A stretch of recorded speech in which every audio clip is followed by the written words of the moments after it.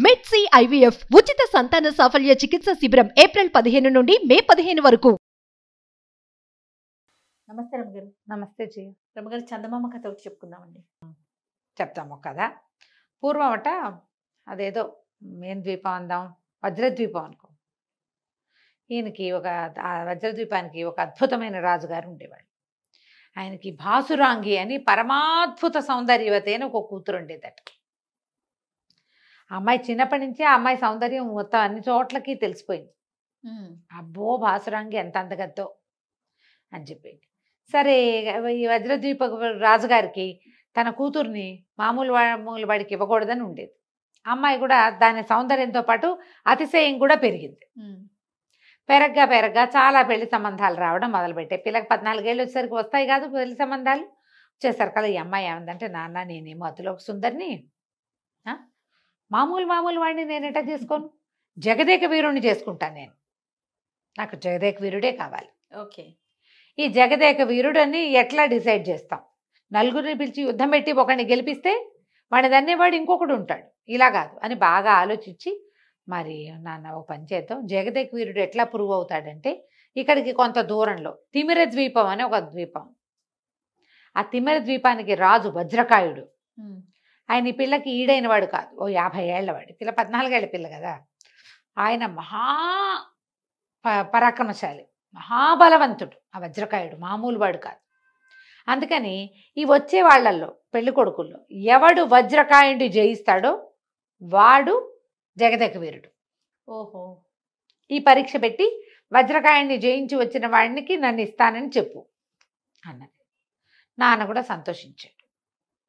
వజ్రకాయుడు చాలా, అంటే ఆయనకు వేరే రాజ్యాలు ఆక్యుపై చేసే వ్యవహారం మీద ఆసక్తి లేక ఆయన రాజ్యంలో ఆయన ఉంటాడు. కానీ ఆయన కనుక అన్నాడంటే చుట్టుపక్కల 100 రాజ్యాలు ఆయనకి కైవసం అయిపోవాల్సిందే. అంతటి పరాక్రమశాలి, కీచకుడికి తక్కువ కాదు ఆయన, చాలా గట్టివాడు అనమాట. రాజుగారు చాటింపేయించాడు, అందరికీ చెప్పాడు, వజ్రకాయుడిని కనుక ఓడిస్తే మా అమ్మాయి మీదవుతుంది అనగానే కాశ్మీర రాజ్యపు యువరాజు ఎగిరి గంతేసి వచ్చేసాడు. ఎప్పటి నుంచో ఆయనకి ఈ భాసురాంగి మీద ఉంది. సరే, ఏమైంది, జనం అంతా చేరారు. ఇవన్నీ పడవల మీద వెళ్ళాలి. ఆయన ఇంకో ద్వీపంలో ఉన్నాడు కదా. ఆ ద్వీపానికి వెళ్ళాలంటే ఎటా వెళ్ళాలి? పడవ వేసుకెళ్ళదు. వీళ్ళున్నది ఒక ద్వీపమే, వీళ్ళున్నది ద్వీపం. అక్కడి నుంచి ఓ పెద్ద పడవలన్నీ తయారైనాయి, బయలుదేరినాయి. మన రాజుగారు, కాశ్మీర దేశపు యువరాజు గారు కత్తి పుచ్చుకుని వజ్రకాయుడిని నేనే జయిస్తానని వీరాజు వీరుడిలాగా పడవ మీద ఉంచున్నాడు. పడవ అక్కడికి చేరాక ఈయన చెప్పాడు, నేను వజ్రకాయుడిని జయించడానికి వచ్చాను, ఆయన నాతో ద్వంద్వ యుద్ధానికి రమ్మన్నాడు. ఆ వజ్రకాయుడు వస్తుంటేనే ఈయన గుండె పీచు మంట మొదలెట్టింది. ఆయన ఎంత మనిషి, ఏకంగా 8 అడుగులు ఉంటాడు. సాధారణంగా ఆ రోజుల మంచి హైట్ అంటే 6'2", 6'4", 8 అడుగులు ఉన్నవాడిని వీళ్ళు ఏం చేస్తారు? అదే కదా. అక్కడి నుంచి వజ్రకాయుడు తుక్కు కింద కొట్టేశాడు ఈ కాశ్మీర రాజ్యపు యువరాజు. కొట్టేసి ఏం చేశాడు, చిటికెన వేలు కోసేసాడు. ఓడిపోయినట్టు పంపించేశాడు. ద్వంద్వ యుద్ధానికి వచ్చినప్పుడు చంపేయకూడదు, ఎవరు తుక్కు అవుతారో అది లెక్క. తుక్కొట్టి వేలు తీసేసుకున్నాడు. పో అని చెప్పి ఈ రాజకుమారుడికి ఏముంది, వేలు దిగిపోయిందిగా, ఇంకేముంది, ఓడిపోయినట్టు. ఇక ఆ తర్వాత ఇంకో రాజ్యం, ఆ రాజ్యం, ఈ రాజ్యం, ఎంత మంది వచ్చారో. మొదట్లో కొంచెం బాగా ఉద్రేకంగా వచ్చేవాళ్ళు, క్రమంగా ఉద్రేకం తగ్గి అప్పుడోడు వచ్చేవాళ్ళు. ప్రతి రాకుమారుడికి చిటికెన వేలు లేదు. వచ్చిన ప్రతి వాడిని ఆయన తుక్కింద కొట్టేస్తాడు. అంతే సంగతులు. రోజులు గడిచినాయి, పెళ్లి సంబంధాలు రావడం మానేసినాయి. రాజుగారు పోనీలే, క్షత్రియుడు కాకపోతే ఎవడో ఒకడు బలశాలైన వాడు ఎవడైనా పర్వాలేదు అని రాజ్యంలో చాటిచ్చాడు. ఎవడైనా సరే క్షాత్రం ఉన్నవాడే క్షత్రియుడు, క్షత్రియ కులంలో పుట్టాలనేది లేదు, శత్రోషం ఉండాలి లోపల. అటువంటి వాడు ఎవడైనా అయితే మాకు ఓకే. ఎవరైనా సరే వజ్రకాయుడిని జయించి వచ్చిన వాడికి భాసురాంగిని ఇస్తాం, అర్ధరాజ్యం ఇస్తాం. బాగుంది. అమ్మాయి కూడా ఇంకా రాజుగారి అబ్బాయి కోసం చూడడం మానేసింది. రాజుగారి అబ్బాయిలందరూ తుక్కింద కొట్టేస్తున్నాడు వాడు.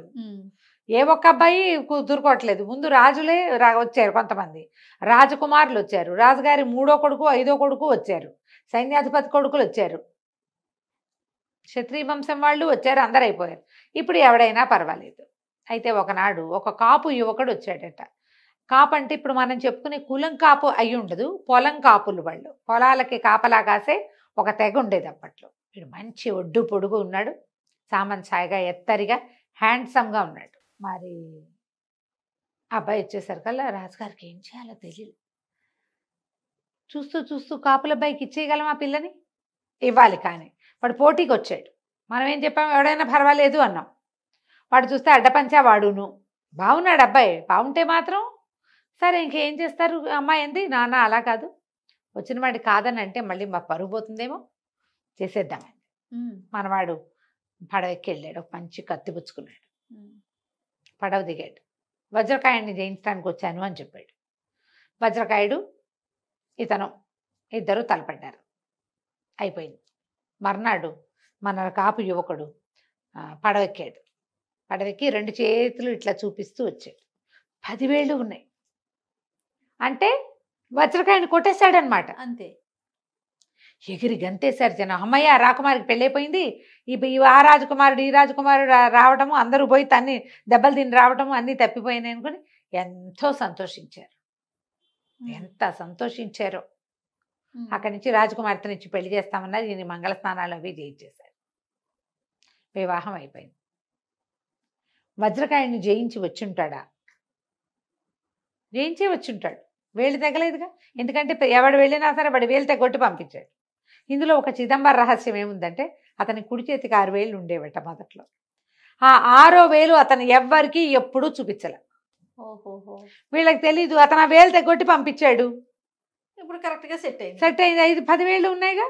పాసురాంగికి పెళ్ళైపోయింది. ఇతను ఏమైంది, జగదేక వీరుడయ్యాడు. ఎవరు వెళ్ళి వజ్రకాయుడిని నువ్వు ఫలానా వాడిని జయించావా అని ఎవరు అడుగుతారు? పిల్లి మెళ్ళలో గంట కట్టేది ఎవరు? గంట ఎవరు కట్టలేరు, అంతే, వదిలేశారు. అక్కడికి వెళ్ళాడు, తిరిగి వచ్చాడు. 10 వేళ్ళు ఉన్నాయి. యుద్ధం అయితే చేశాడు. బాగుంది. ఎందుకంటే ఈ రాజ్యం నుంచి వెళ్ళిన పడవలో వచ్చిన ప్రతివాడు అక్కడికి దిగి యుద్ధం చేయాల్సిందే. ఏం చేశాడు, అయిపోయింది కథ. బాగుంది రమ్మగారు. ఇప్పుడు జగదేక వీరులు అవ్వాలంటే జయించక్కర్లా, తెలివి వాడితే చాలు. వాడు తన తెలివి వాడి తనకున్న 6వ వేలుని యూటిలైజ్ చేసుకుని చక్కగా రాజుగారి కలుడైపోయాడు. అర్ధరాజ్యం వచ్చేసింది. సూపర్ గా. కంచికి మనం ఇంటికి. నమస్తే అండి. నమస్తే. సుమన్ టీవీలో మీ పర్సనల్ అండ్ బిజినెస్ ప్రమోషన్స్ కోసం కింది నెంబర్కి కాంటాక్ట్ చేయండి.